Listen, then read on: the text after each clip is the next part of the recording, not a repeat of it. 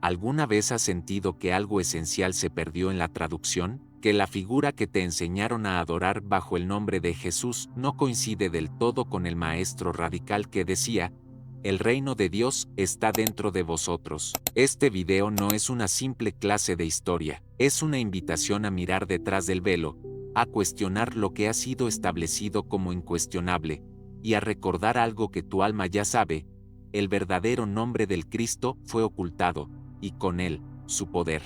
Antes del imperio, antes del Vaticano, antes de los concilios que definieron lo que se podía o no creer, existía un hombre llamado Yeshua, cuya enseñanza no giraba en torno a la adoración ciega, sino a la activación del reino divino dentro del ser humano. Su nombre no era una palabra cualquiera, era un código vibracional, una llave, y esa llave fue cambiada.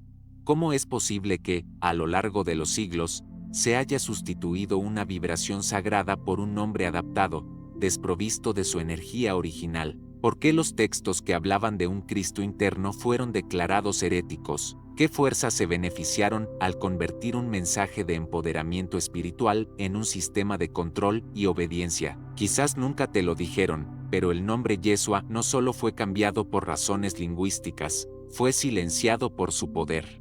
Porque quien comprendiera su significado no necesitaría de templos, dogmas ni mediadores, solo necesitaría recordar, activar, volver a sí mismo. Pero eso no fue todo. La historia que te contaron fue reescrita desde sus cimientos. En el siglo IV, durante el Concilio de Nicea, se fabricó una narrativa oficial, se instituyó una religión de imperio, y el verdadero mensaje de Yeshua fue transformado en una doctrina diseñada para consolidar poder, no para liberar almas. Este es solo el principio, porque lo que estás a punto de descubrir va más allá de un nombre, va más allá de una figura histórica. Hay algo enterrado en ti, y está a punto de despertar, pero aún hay más, mucho más. ¿Listo para abrir la puerta? El nombre que llevaba fuego, Yeshua, un nombre simple, sí, pero con una resonancia que estremecía el alma. En el idioma hebreo arcaico, Yeshua significa salvación,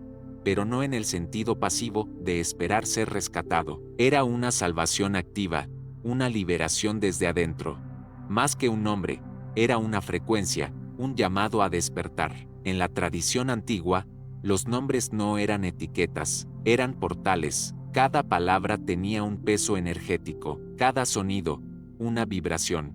Yeshua no solo nombraba a un hombre, activaba una presencia, una llama interna. La pronunciación de ese nombre, en su forma original, conectaba directamente con el centro cardíaco. Era un mantra viviente.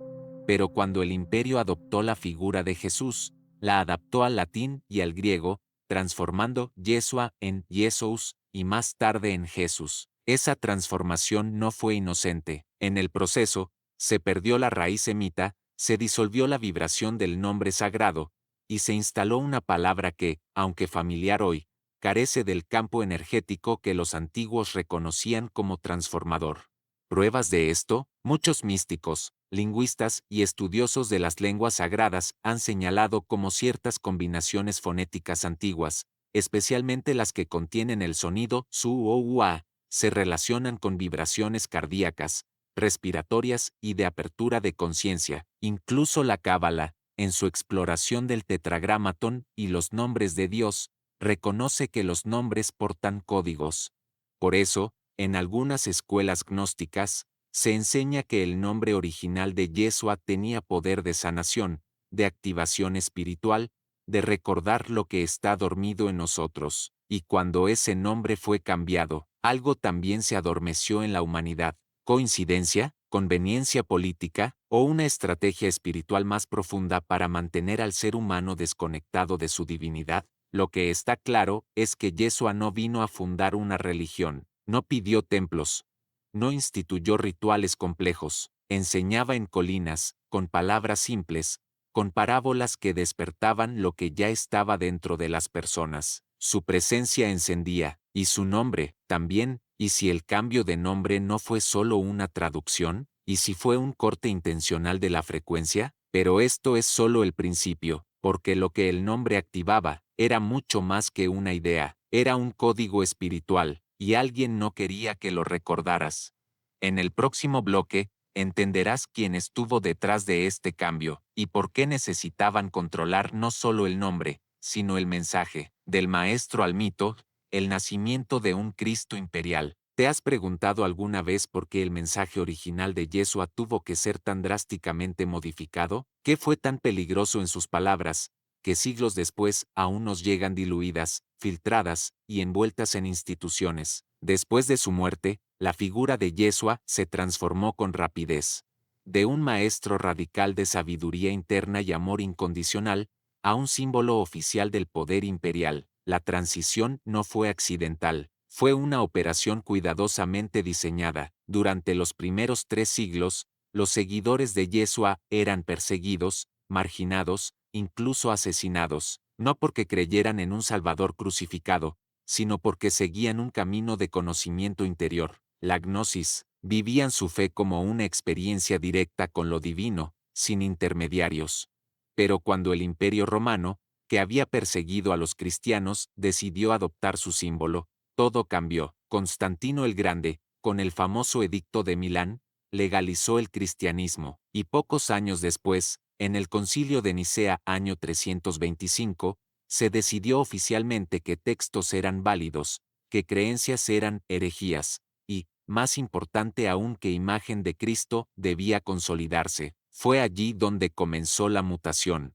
Yeshua fue transformado en Jesucristo, una figura divina, inalcanzable, parte de una Trinidad definida políticamente. Su humanidad profunda fue reemplazada por una divinidad institucional. El mensaje de autosuperación, de despertar interior, fue trocado por un dogma que exigía obediencia. Los textos gnósticos, como el Evangelio de Tomás, el de María Magdalena o el de Felipe fueron descartados, destruidos o enterrados. En ellos, Yeshua no hablaba de sacrificios ni de condenación eterna. Hablaba de buscar el reino de Dios dentro de uno mismo, de romper la ilusión, de liberarse del sistema, pero esas enseñanzas no servían a un imperio que necesitaba controlar las masas, centralizar el poder espiritual, y definir quién tenía el derecho de hablar en nombre de Dios. Así nació un Cristo imperial, un mito sagrado cuidadosamente estructurado para que tú dependieras de algo externo, de una iglesia, de un sacerdote, de una doctrina.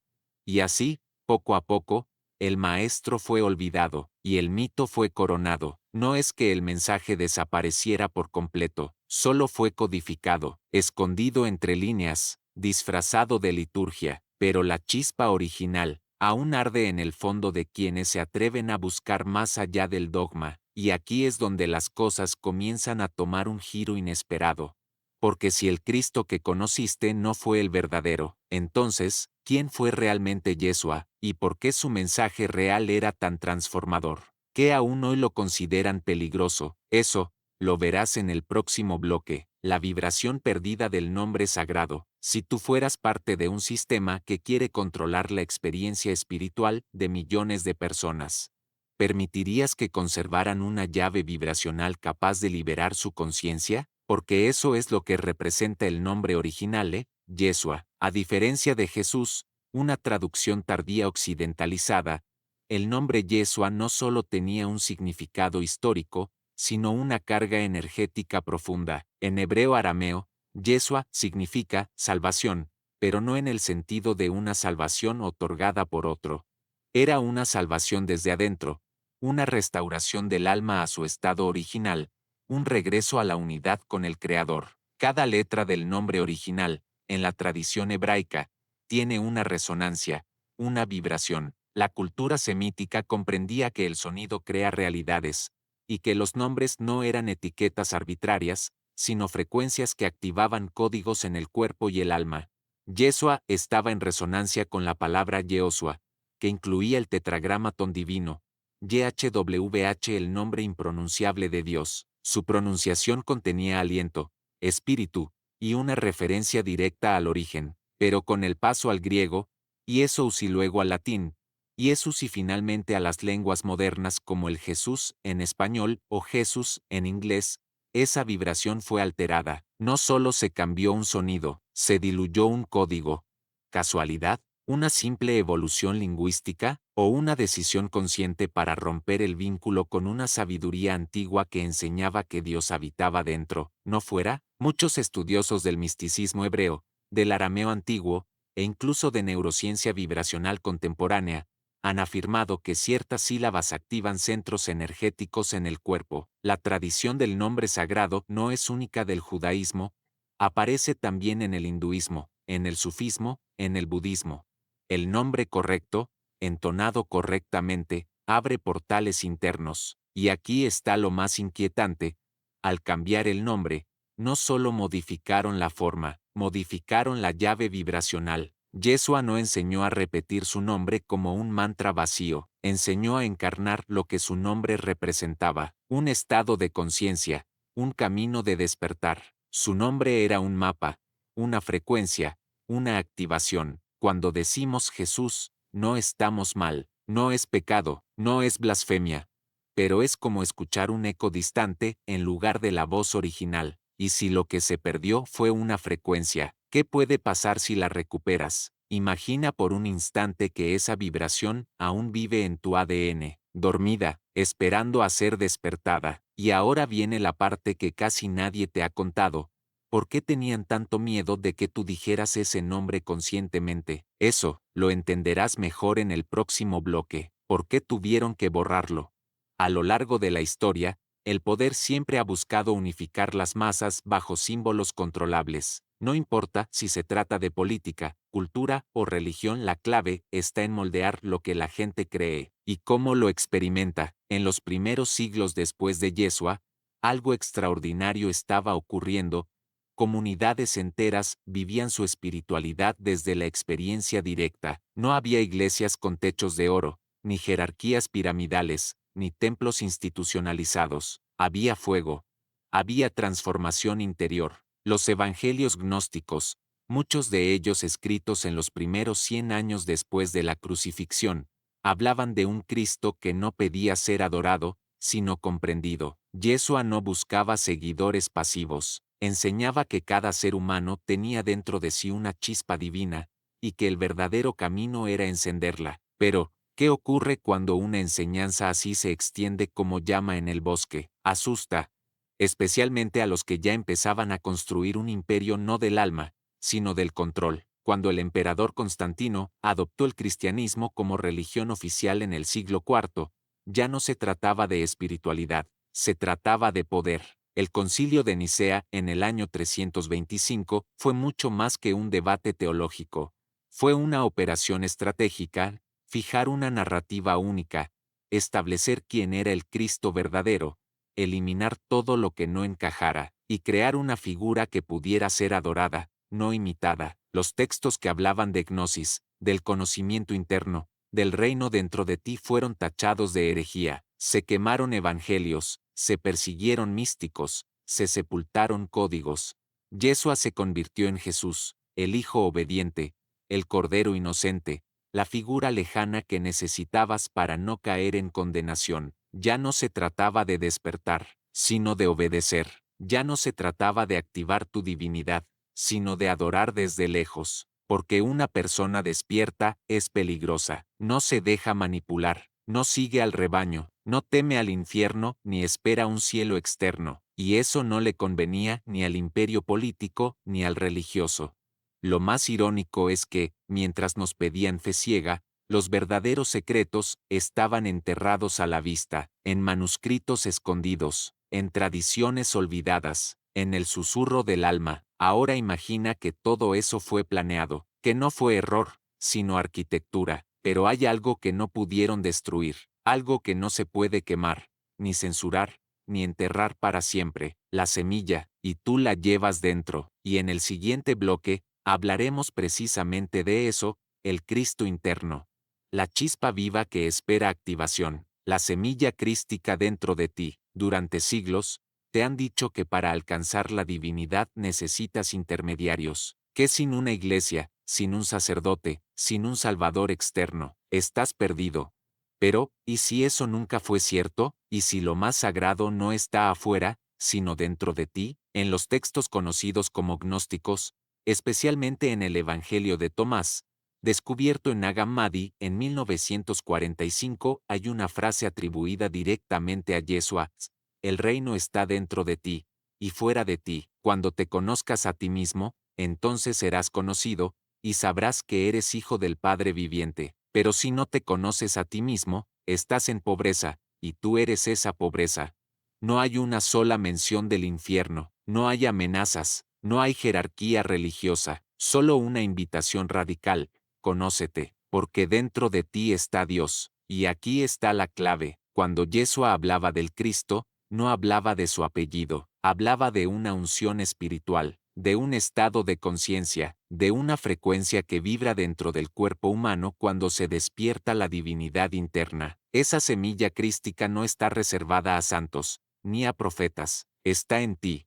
Y es por eso que trataron de ocultarlo. Imagínate si cada persona en el mundo supiera que lleva dentro de sí un poder creador, que puede sanar, liberar, transformar, no porque alguien lo autorice, sino porque ya fue codificado desde su nacimiento espiritual. El nombre Yeshua no era solo un nombre, era una vibración precisa, una secuencia sonora con carga espiritual, un código que resonaba con la semilla crística.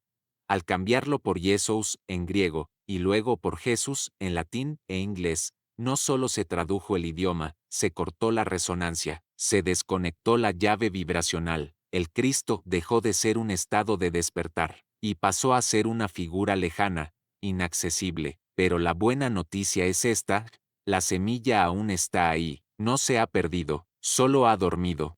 Y cada vez que comienzas a recordar, cada vez que algo dentro de ti se agita cuando oyes el nombre verdadero, cada vez que intuyes que hay más de lo que te enseñaron, esa semilla vibra, y está a punto de activarse. Pero antes de hablar del poder de ese nombre, Yeshua, y de cómo su simple pronunciación puede despertar códigos dormidos en ti, hay algo más que necesitas saber. ¿Por qué eligieron ese nombre específico para reemplazarlo? ¿Y qué secretos lingüísticos guarda ese cambio? Vamos a hablar de eso en el próximo bloque. Pronuncia el nombre Yeshua y el código se reactiva. ¿Has escuchado muchas veces el nombre Jesús, pero lo has sentido? ¿Has notado cómo suena, cómo vibra, cómo resuena dentro de ti, o no? Durante mucho tiempo, la pronunciación original fue silenciada, y no fue una casualidad. El nombre Yeshua tiene una raíz en hebreo antiguo. Está compuesto por las letras Yod, Sin, Vav, Ayin, y su significado es profundamente espiritual. YHWH es salvación, o, más correctamente, la liberación viene del ser. Pero más allá del significado, hay algo aún más profundo: la frecuencia sonora. En muchas tradiciones antiguas, los nombres no eran solo etiquetas, eran fórmulas vibracionales, mantras sagrados que resonaban con dimensiones invisibles. Cuando un nombre se pronunciaba con reverencia y conciencia, era como abrir una puerta. Yeshua, cuando se dice desde el corazón, no solo nombra, activa. Su sonido, su cadencia, su tono, despiertan algo en el cuerpo energético, y muchos que han empezado a usar el nombre original reportan lo mismo: una vibración sutil en el pecho, un escalofrío en la espalda, una sensación de conexión interna, como si algo adormecido reconociera la llamada. Ahora pregúntate, ¿por qué este nombre fue cambiado tan radicalmente? Del hebreo Yeshua al griego Jesús, del griego al latín Jesús, y luego a Jesús en español, o Jesús en inglés. Cada cambio fue una capa más de distancia, una capa más de olvido. Pero hay algo más que debes saber. En el griego clásico, la letra S final fue agregada no solo por reglas gramaticales, sino también por afinidad cultural. El nombre Jesús se parecía a nombres de dioses helenísticos, como Zeus o Dionisos. ¿Coincidencia? Algunos estudiosos han sugerido que al adaptar el nombre a una sonoridad pagana, la figura de Cristo fue sincretizada, mezclada con arquetipos del panteón romano y griego, suavizando su mensaje radical de despertar interior. El resultado fue devastador: una figura domesticada, un salvador externo, una nueva religión, al servicio del imperio. Pero aquí estás tú, escuchando este mensaje. sintiendo que algo no cuadra, y volviendo a recordar, porque cuando pronuncias Yeshua con intención, con reverencia, con hambre de verdad, el código se activa, y no necesitas que nadie lo confirme, tu alma lo sabe, pero aún queda una última revelación, porque todo esto, el nombre, el mensaje, los evangelios ocultos no tendría sentido sin la parte más importante. ¿Qué significa realmente encarnar al Cristo? ¿Y por qué eso lo cambia todo, de la adoración a la encarnación? El llamado final. Durante siglos, la figura de Jesús fue colocada en altares, vitrales y templos. Se le adoró como un ser inalcanzable, como el Hijo único de Dios, como el Redentor enviado para cargar con los pecados del mundo. Pero, ¿y si eso fue solo una parte de la historia? ¿Y si esa imagen fue cuidadosamente construida para mantenerte en la posición de espectador, y no de protagonista? Yeshua no vino a ser adorado, vino a mostrarte lo que tú eres. Sus palabras no fueron un mandato para idolatrarlo. Fueron un espejo, una invitación, una clave. Cuando dijo, el reino de Dios está dentro de vosotros, no fue una metáfora poética, fue una instrucción directa. Pero si el reino está dentro, ¿por qué se te enseñó a buscar fuera? ¿Por qué la salvación fue convertida en un premio distante, condicionado a obedecer estructuras humanas? Porque un ser humano que descubre que Dios habita dentro de él, ya no puede ser controlado. Por eso el mensaje fue invertido. Por eso el Cristo interior fue sustituido por un ídolo externo. Por eso la gnosis, el conocimiento directo del ser, fue etiquetada como herejía. Pero ahora el velo se está rasgando, y el alma colectiva empieza a recordar. Encarnar al Cristo no es decir que eres perfecto, no es creerte superior, es comprender, en humildad profunda, que el Espíritu habita en ti, y que tu vida, tu cuerpo, tus actos, tus palabras pueden ser templo vivo de lo divino. No se trata de abandonar todo lo aprendido, sino de trascenderlo, de pasar de la fe ciega a la fe consciente, de dejar de repetir fórmulas sin alma, para convertirte tú mismo en el testimonio viviente. Y aquí es donde el nombre Yeshua vuelve con fuerza, porque al recordar su sonido original, al sentir su vibración en tu cuerpo y espíritu, no estás simplemente volviendo al pasado, estás activando una verdad que nunca dejó de estar contigo, una verdad que dice, no estás roto. Solo estás dormido, no necesitas ser salvado, necesitas despertar. Yeshua lo supo, y muchos después de él también lo recordaron. Ahora es tu momento. La tumba estaba vacía por una razón. El Cristo no murió, el Cristo se multiplicó, y si estás escuchando estas palabras, quizás sea porque una parte de ti ya está lista para despertar, no para seguir, sino para encarnar, no para adorar, sino para ser.